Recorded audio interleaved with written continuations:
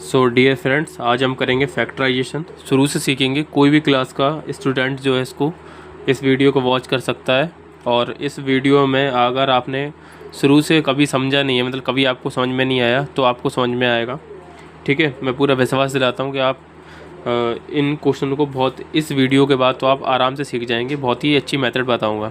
तो इसको factorisation English में कहते हैं, हिंदी में इसको कहते हैं गुणनखंड। ठीक है, मिडिल टर्म स्प्लिट करते हैं इसको, जब 20 से इसके फैक्टर करते हैं अपन। तो चलिए शुरू करते हैं। तो मैं इसको थोड़ा क्लोज़ कर लेता हूँ। तो यहाँ से देखिए, आप अपना पहला क्वेश्चन क्या है, 6x² + 5x - 6। इसमें करना क्या अपन को, पहला वाला और आखिरी वाले को कर लेते हैं मल्टीप्लाई। ये करना होता है पहला स्टेप। तो 6 जो कितना होता है, 36 होता है। ठीक है, 36 कितना होगा, 6 और 6x² का मल्टीप्लाई करेंगे तो 36x² आएगा। ठीक है, अब अपन को करना क्या है, इस 36 को दो टुकड़े करने हैं। इसके दो टुकड़े ऐसे करने हैं कि मल्टीप्लाई करें तो 36 आ जाए, और अगर मैं प्लस करूं या माइनस करूं तो 5x आए। तो मान लो, तो दो नंबर, तो 6 6 36 होता है, जो कि अभी आया है। ठीक है, 6 6 36 हुआ। तो इसको मैं 36 को और किन दो नंबर में इसको मैं तोड़ सकता हूँ कि 36 आए मल्टीप्लाई करने पे। तो मैं बताऊँगा वो दो नंबर कौन से हैं, 9 और 4, क्योंकि 9 4 36 होता है। ठीक है, तो 36 आ गया। अब इसमें क्या है, 36 आया के लिए, और मुझे x² लेकर आना है। तो यहाँ पे भी x लगाऊंगा, यहाँ पे भी x लगाऊंगा। अब हो जाएगा 36x², यानी वो दो नंबर कौन से, 9 और 4। ठीक है, ये तो हुई पहली अपनी शर्त, इसने फॉलो कर ली। दूसरी क्या है, इसको प्लस करूँ या माइनस करूँ तो 5x आना चाहिए। तो अब देखो, 9x में से अगर मैं 4x को हटाता हूँ तो कितना आएगा, 5x आएगा। ठीक है, तो इसी तरीके से हम करेंगे। तो करेंगे क्या, इसको फिर एज इट इज़ लिख लेंगे, और बीच में जो दो नंबर अपन ने निकाले थे वो कौन से थे, 9x थे, और उसमें से 4x को अपन माइनस कर रहे थे, तब जाके वो आ रहा था। तो इतना कर लिया। अब इसके बाद से सारा सिंपल है। सारा सिंपल कैसे है, और क्लोज कर देता हूँ मैं। ठीक है, सारा सिंपल कैसे, आप देखो, इन दोनों में से कौन कॉमन मिल रहा है अपन को, इन दोनों में कौन सी टेबल है जो कॉमन आ रही है। तो कौन सी टेबल है यहाँ पे, बड़ी से बड़ी टेबल, तो देखो 3 है। 3 से बड़ी कोई टेबल नहीं जिसमें दोनों कॉमन आ रहे हैं, यानी 6 भी आ रहा है उसमें और 9 भी आ रहा है। तो यहाँ लिख लूँगा 3। अब दूसरी बात है, इन दोनों में और क्या कॉमन मिल रहा है, इसके पास भी x है, इसके पास भी x है, तो x को भी बाहर लिख लूँगा, क्योंकि दोनों के पास जो होता है वो लिख लेते हैं। अब 3 की टेबल में 6 कितनी बार आया, 2 बार, तो 2 लिख लिया। यहाँ पे 2x थे, एक x बाहर चला गया तो एक x बचा बस। और यहाँ पे 9 था, तो 3 की टेबल में 9 आता 3 बार। यहाँ पे एक ही x था, वो भी बाहर चला गया, तो कुछ बचा ही नहीं है, ब्रैकेट क्लोज। अब यहाँ पे करेंगे, इन दोनों में कौन सी टेबल है जो कॉमन मिल रही है अपन को। तो इन दोनों में अपन को बड़ी से बड़ी टेबल है वो 2। तो यहाँ पे हम माइनस लगाएंगे, क्योंकि दोनों में क्या है, माइनस है, तो माइनस कॉमन ले लिया। ठीक है, और यहाँ लिखेंगे 2 लिख लिया, और कुछ कॉमन नहीं मिल रहा। 2 की टेबल में 4 आता है 2 बार, तो यहाँ लिख लिया 2 और x लिख लिया। अब बाहर माइनस है, कॉमन ले लिया, तो अंदर वाली जो साइन है वो प्लस हो जाएगा, चेंज हो जाता है। अब 6 कितनी बार आता है, 3 बार, तो यहाँ लिख लेंगे 3।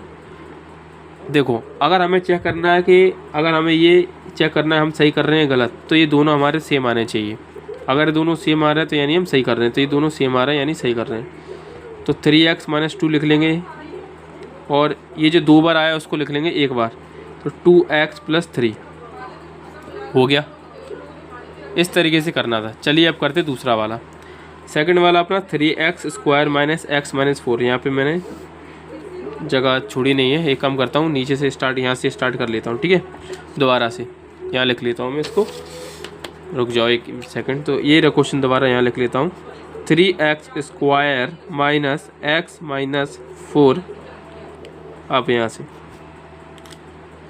तो इसको कैसे करेंगे, वही करेंगे, पहले और आखिरी का कर लो मल्टीप्लाई। तो 4 3 कितना हो रहा है, 12x²। अब दो नंबर अपन को ऐसे चाहिए कि जिनको मल्टीप्लाई करें तो 12 आ जाए, और प्लस करें या माइनस करें तो माइनस का x बचे, ऐसा नंबर चाहिए। तो देखो 12 मल्टीप्लाई करूँ तो अगर मैं 4 3 करता हूँ तो आता है 12, मतलब x भी लेना पड़ेगा यहाँ पे, तब x² आएगा। ठीक है, 12x², तो 4 3 नंबर भी मिल गया मेरे को। और 4 में से अगर मैं 3 को माइनस कर दूंगा तो क्या बचेगा, 4 में 3 के कितने बचे, 1x बचेगा।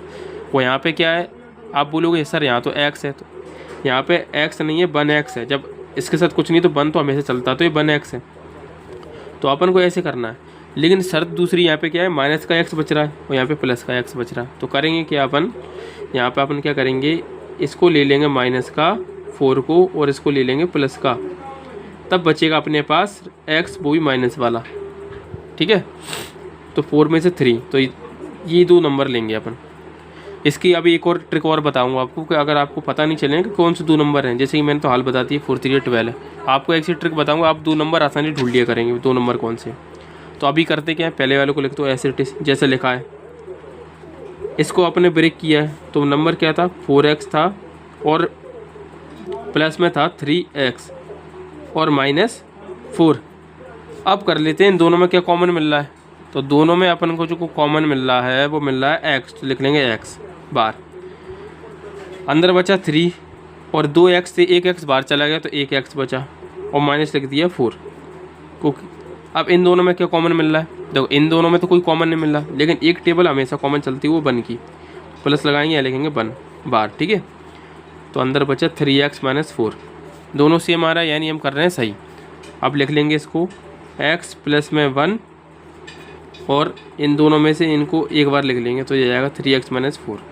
तो ये हो गया अपना सॉल्यूशन। अब करते हैं लास्ट। अब देखो ये क्या है, थोड़ा सा टफ है, तो इसको थोड़ा सा टफ है तो वैसे ही मतलब थोड़ा सा उससे थोड़ा सा इसको जो नंबर है इसमें थोड़े ज़्यादा बड़े हैं तो बस है। अब देखो मैं दूसरी ट्रिक क्या है इसकी, जो आपका अगर आपको पता करना हो 2 नंबर कौन से हैं, तो करे क्या 4 और 3 कितना होता है, आपस में मल्टीप्लाई कर दूँ तो 12x स्क्वायर हो गया। अब 2 नंबर अपन को, देखो एक सेकंड ये ब्लर हो गया, हाँ 12x स्क्वायर हो गया। अपन को 2 नंबर पता करना है कि मल्टीप्लाई ये वो प्लस या माइनस करे 13 है, तो अपन क्या करो 12 कर लो फैक्टर। देखो इधर 12 कर लो फैक्टर, तो 2 6 या 12, 2 3 6 और 3 1 कम 3। अब देखो वो ये रहे नंबर 2 मल्टीप्लाई 3। अब 2 नंबर का ऐसा अपन को पेयर बनाना है कि मल्टीप्लाई करें तो कितना आना चाहिए 12, मल्टीप्लाई करें तो कितना आना चाहिए 12 और प्लस या माइनस करें तो कितना आना चाहिए 13x। तो देखो 3 2 या 6, 6 2 या 12 हो गया। 12 बन जा करूँ तो कितना आएगा 12 आएगा, 12 बन जा 12 आएगा x, यहाँ पे x लेना पड़ेगा। 12 बन जा कितना आएगा 12x स्क्वायर। तो ये वाली बात तो सेटिस्फाई। दूसरी बात क्या हो रही है हमारी कि 13x आना चाहिए प्लस या माइनस करे तो देखो अगर 12 में मैं अगर 1 जोड़ भी दूंगा तो कितना आएगा 13 आएगा 13x। तो यानी वो 2 नंबर यही है। तो हम करेंगे पहले वालों को वैसे ही लिख लो और बीच वाले को क्या किया अपन ने 12x प्लस 1x प्लस 4। अब इन दोनों में क्या कॉमन मिल रही, कौन सी टेबल है, बड़ी से बड़ी टेबल। और क्लोज कर लेता हूँ इसको, ठीक है। तो बड़ी से बड़ी टेबल, तो यहाँ पे एक सेकंड, बड़ी से बड़ी टेबल जो आपकी है यहाँ पे वो कौन सी है। तो देखो दोनों बड़ी से बड़ी टेबल जो आपकी 3 है तो यहाँ लिखेंगे 3 बार, ठीक है, जो कॉमन मिल रही है और कोई टेबल नहीं है। और दोनों में क्या मिल रहा है x, तो x को बाहर लिख लिया। 3 की टेबल में 3 आता है, कितनी बार आता है 1 बार, तो चाहे 1 लिखो चाहे नहीं लिखो सिर्फ x बचेगा क्योंकि 2x थे, एक x बाहर जा चुका है। प्लस 3 की टेबल में 12 कितनी आता है 4 बार, तो यहाँ 4 लिख लो और x तो बाहर जा ही चुका है। इन दोनों में कौन कॉमन मिल रहा है, यहाँ 1x यहाँ 4 है, यानी बड़ी से बड़ी टेबल 1 ही मिल रही है, तो अंदर बचेगा x प्लस 4। दोनों एक से आ रहे हैं यानी हम कर रहे हैं सही।